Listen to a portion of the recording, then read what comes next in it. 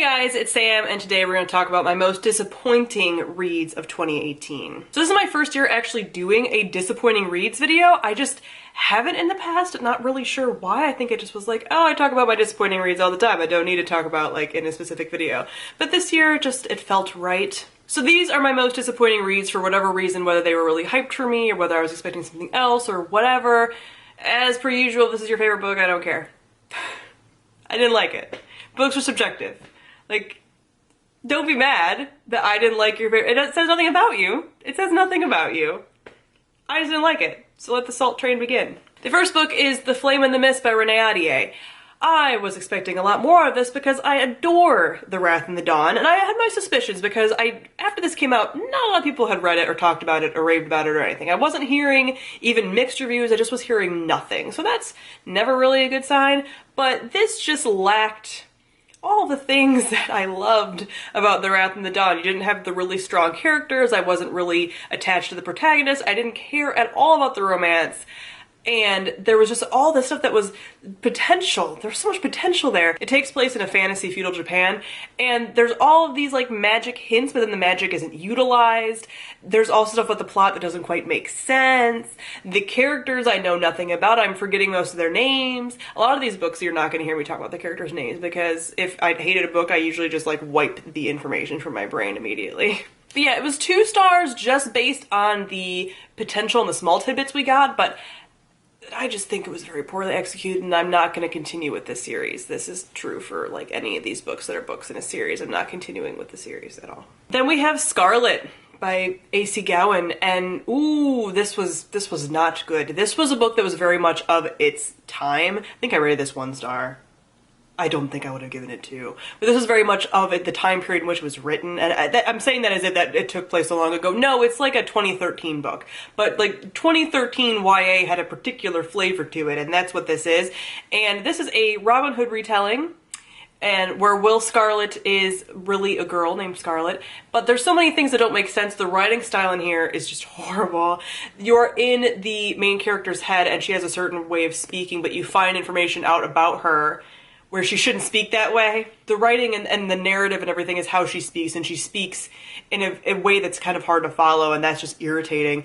And then there's a really forced love triangle that doesn't really make sense because at the beginning it's like, why do these people even like each other? And the guys are very overly physical with her and say really shitty things to her about like, you know, I'm mean to you because I like you, basically, and things like that. There's a lot of like roughness, which is again a very like post-Twilight era love interest type thing, and it's just there's nothing really compelling about this. The villain is also like, why is he bad? Like, he's the person who like rapes people, and you're like, okay, but like, you can't just be like, this is a villain, they do this bad thing. Like, you have to give me more than that. Like, yeah, they're a bad person, but like, why? Like, why is the villain the way they are? And just a lot of it didn't make sense. And this was disappointing because when I first joined BookTube, so many people, particularly bloggers, were like raving about this series and how good it was and how wonderful the love interest and everything was, and like the love.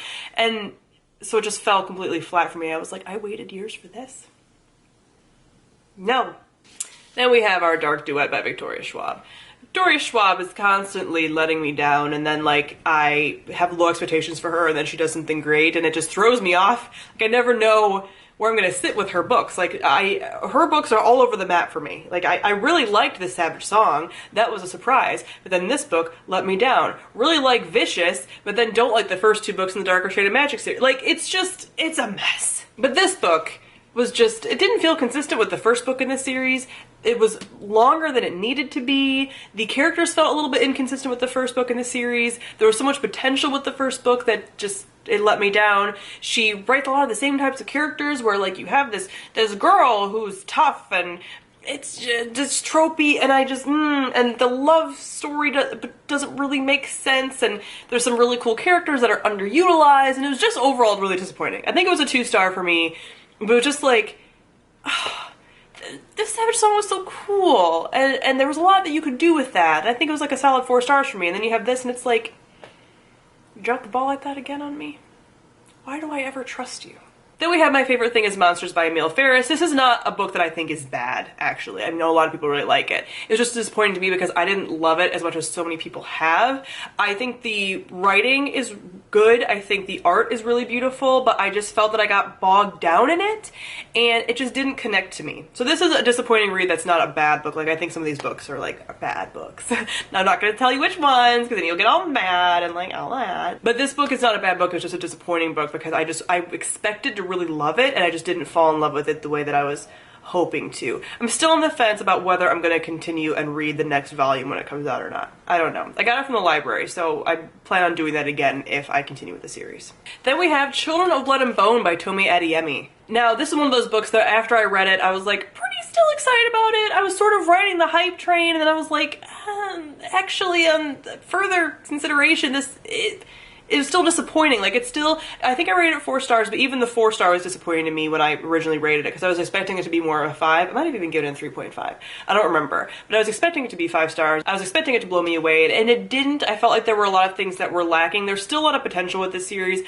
I'm still thinking I'll probably continue with this series, but this is a book that as time goes on, I like it less and less, and I'm just less and less compelled to continue with the series, and I think it's because it borrowed so heavily from Avatar: The Last Airbender that I was like, why? And I felt like a lot of the characters' motivations just didn't quite make sense, or the twists and how quickly things were happening, how quickly characters became friends, or how quickly there was romantic tension, or any of that. Like, I just was expecting more. I was expecting more of a slow burn, enemies to lovers thing happening here, and I wasn't pulling for the characters as much as I was thinking I was going to, and it just kind of let me down. It was pretty action-packed, but again, I didn't find it was action-packed in a way that I was really, like, turning the pages a ton. This book just had, like, an incredible, and still does, amount of hype behind it. An amount of money that the publisher put behind it to make it be so hyped. And for that, I feel like it wasn't living up to that incredible amount of hype. I don't know if any book really could,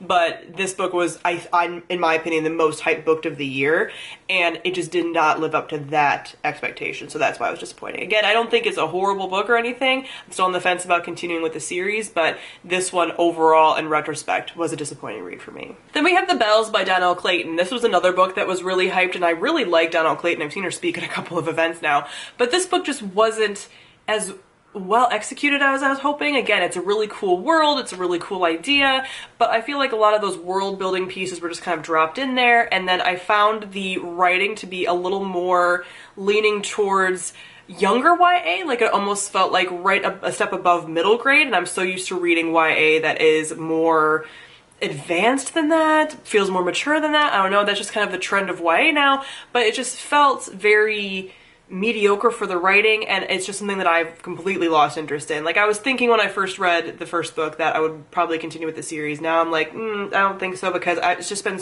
enough time that I'm like, I don't really care, and I've lost any kind of interest in the characters or anything. And it was really easy to read. It was really like candy to just fly through, but that is not enough of a motivation for me to continue with the series. And again, I felt like there was going to be more substance there, and for me there just wasn't.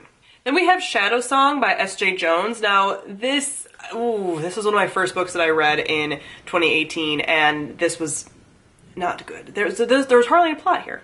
There was hardly any plot here, and there was a lot of potential again from the first book. I didn't love the first book, but I was expecting to really like the second book based on some things that the first book laid out. The second book was just lack of plot, lack of interaction between the characters that I really liked that were interacting, lack of just any, like, it all could have taken place in a much shorter book or just tacked on at the end of the first book. Like, I didn't get a lot of what I liked from the first book, and I got a lot of new things that I didn't like in the second book, and it just left me wanting and left me bored and left me angry, and it was really disappointing for me. And these aren't ranked, but I do feel like I kind of saved the most disappointing for last. And that is Immoral Reign by Morgan Rhodes. This is the last book in the Fallen Kingdom series, a series that has taken up much of my life and much of my channel and much of my excitement, but as the last few books have come out, they've sort of gotten more and more disappointing. And this was not as bad as Crystal Storm was, because Crystal Storm was very disappointing for me. But this just didn't live up to how much I enjoyed the rest of the series, and at least really Gathering Darkness and Frozen Tides were like the pinnacle, but the first 2 books were really building up to that, and this book series really should have been like 4 books, and it wasn't. and the last book was just, it just didn't live up to anything that I was hoping, that I was excited about. And again, I devoted years of my life to this, and there was a spin-off series which I also gave up on, and yeah, so by the time we got here, it just was like, I kind of thought going in this wasn't going to be good for me, and it wasn't. And a lot of things that I hoped for the characters didn't come to fruition, and I found that I was even a note of some of my favorites at times, and you never want that. So yeah, I don't even really remember what happened in this book, and this is technically a finale that I was highly anticipating for years, and then it was just a letdown, and now Fallen Kingdoms like doesn't even cross my radar as a favorite series of mine. Like, I know historically it was a favorite series, but now I don't know if I can even include it in my favorite series because it let me down so bad. So those are all of my most disappointing reads of the year. Comment them below and let me know some of your most disappointing reads. Join me in the salt block. So thank you all for watching. I'll see all of you guys soon. Bye.